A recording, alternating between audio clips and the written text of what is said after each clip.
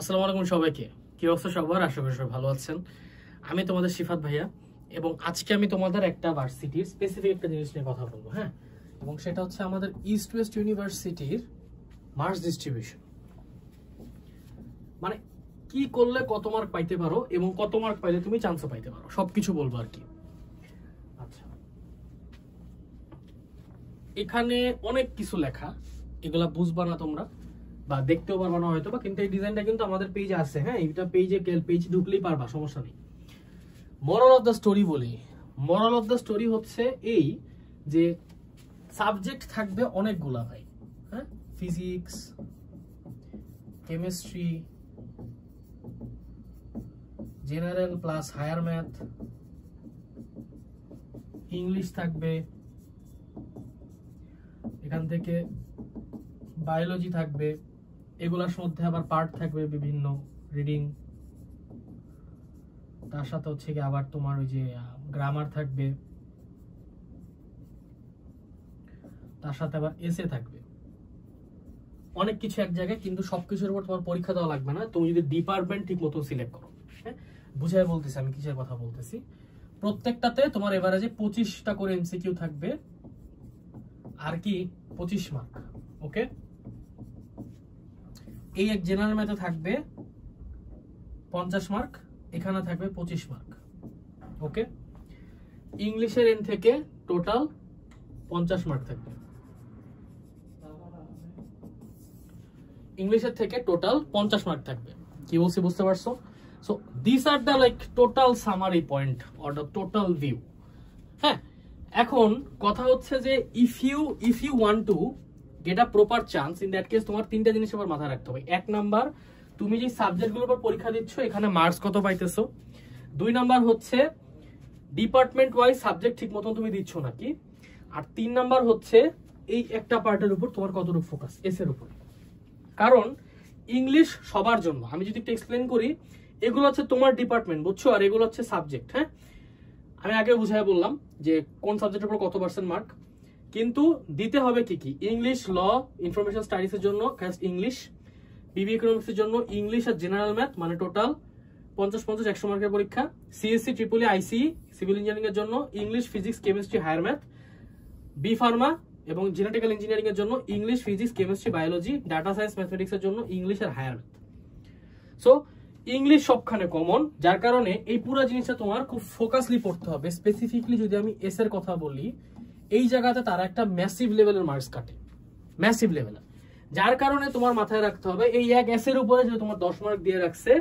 So এই 10 mark basically তোমার তারা চেষ্টা করবে 10-এর মধ্যে পারলে তোমার যাতে 0 দেয়, কারণ বাকি অন্যখানে তারা তোমার কাটতে পারবে না, এটা তো তোমার যোগ্যতার উপরে। কিন্তু এই মার্কটা টোটালি হচ্ছে ইস্ট ওয়েস্টের কাছে কন্ট্রোল থাকে, এই 10টা মার্ক পুরো ওদের কাছে কন্ট্রোল থাকে, ওরা কত দিবে এটা ওরা জানে আর কি। তো এই হচ্ছে মোটামুটি সামারি অফ দ্য স্টোরি। আমি যদি তোমাকে বুঝায় বলি, তোমার যদি তুমি ড্রিম সাবজেক্ট পাইতে চাও তোমার, ইন দ্যাট কেস তোমার অ্যাটলিস্ট মিনিমাম 70% মার্কস এখানে ইনশিওর করে আসতে হবে। But if you plan to get a scholarship 95+, এটার উপরে মার্কস না পেলে স্কলারশিপ পাবো না। এটা বলতে আমি বোঝাচ্ছি, সরি ড্রিম সাবজেক্টের কথা বলছিলাম, এটা ভুল বলছি। ড্রিম সাবজেক্টের কথা যদি আমি বলি, এটা 80+ আনলে ভাই বেটার ভাই, কারণ কি এখন অনেক টাফ হয়ে গেছে। ঠিক আছে, 70%-এর যেটা আমি তোমাকে যে হিসাবটা বলতেছি, এটা হচ্ছে লাইক আমাদের তো স্টুডেন্টস যারা পরীক্ষা দেয় মোটামুটি সবাই চান্স পায়, এরা 70%-এর মধ্যে এমনিই থাকে, মানে কোর্স করলে এমনিই থাকে। কিন্তু ওই ড্রিম সাবজেক্ট পাচ্ছে নাকি বা স্কলারশিপ পাচ্ছে নাকি, এটা হচ্ছে আমাদের কোর্স করার পরের এফোর্টসদের উপর, মানে এরপরে এদেরটা তাদের হাতে আর কি।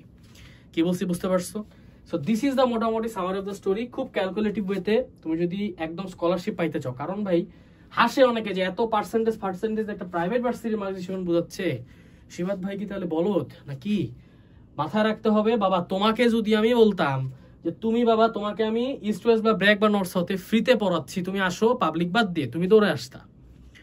ঠিক আছে, এখন হয়তো অনেকে দৌড়ে আসবে না, কারণ তোমরা হয়তো বা অলরেডি মানে ভর্তি হয়ে যাওয়ার পরে, আসলে আমার ব্র্যাকে ভর্তি হওয়ার পর আমার নর্থে যাওয়ার চান্সেস ছিল না, থাকবে না কেন? অবভিয়াসলি ছিল, ইস্ট ওয়েস্ট আসতে পারতাম না, আসিনি কেন? আমার কলেজে এক কলেজে ঢোকার পরে আমার লিটারেলি আদমজিতে পর্যন্ত, মানে আমার নিজের কলেজে ঢোকার পরে আমার আদমজির কাছে অফার আসছিল আদমজিতে আমি ঢুকতে পারবো, মানে আই হ্যাড দ্য যে আমি আদমজিতে ঢুকতে পারবো। বাট আমি তাও যাইনি, কারণ কি আমার রোফের প্রতি একটা ভালোবাসা জন্মায় গেছে। সো এখন বলে তো ডেফিনেটলি আসবে না, বাট আমি একটা এইচএসসি অ্যাডমিশন ক্যান্ডিডেটকে যদি বলি ভাই তোমার পাবলিকে পরীক্ষা দেওয়া লাগবে না, তুমি চিল থাকো, তুমি জাস্ট প্রাইভেটে পরীক্ষা দাও, তোমাকে আমি ফুল 100% স্কলারশিপ পড়াচ্ছি, সে কি রাজি হবে নাকি হবে না? অবভিয়াসলি হবে, তাই না? সো এই কারণে বেসিক্যালি ক্যালকুলেশন বুঝাচ্ছি, কারণ এখানে তুমি 15 লাখ টাকা বাঁচাচ্ছ ভাই, যদি স্কলারশিপটাও পাও প্রাইভেট ভার্সিটিতে 15 লাখ টাকার মতন বাঁচাচ্ছ। দ্যাট ইজ ওয়াই আমি এত এক্সপ্লেন করি।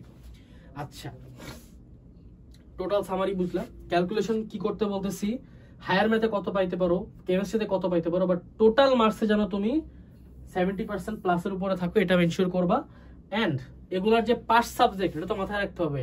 ইস্ট ওয়েস্টে আমি 50%ই ধরে রাখি আর কি, মানে প্রত্যেক সাবজেক্টে কমপক্ষে যে তুমি 50% মার্কস এনশিওর করো, এবং টোটালে যেন তুমি 70%-এর উপর এনশিওর করে আসো। কি বলছি বুঝতে পারছো? So this is the summary point আর কি।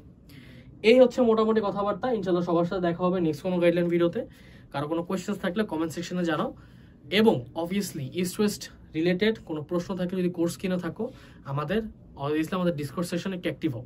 ইস্ট ওয়েস্টের পোলার একটু কম অ্যাক্টিভ, কেন আমি জানি না রাইট নাও, হয়তো বা এখনো ওভাবে প্রিপারেশন শুরু করেনি, but BRAC notes already active হয়ে গেছে। বাট ইস্ট ওয়েস্টের পোলার একটু অ্যাক্টিভ হও, ঠিক আছে? তুমি কোর্স কিনে লাগলে তুমি অ্যাক্টিভ হও, তোমার সাথে সাথে বন্ধুরা অ্যাক্টিভ হবে। ওকে, থ্যাংক ইউ সো মাচ। ইনশাআল্লাহ সবার সাথে দেখা হবে নেক্সট কোনো গাইডলাইন ভিডিওতে। টিল দেন, আসসালামু আলাইকুম।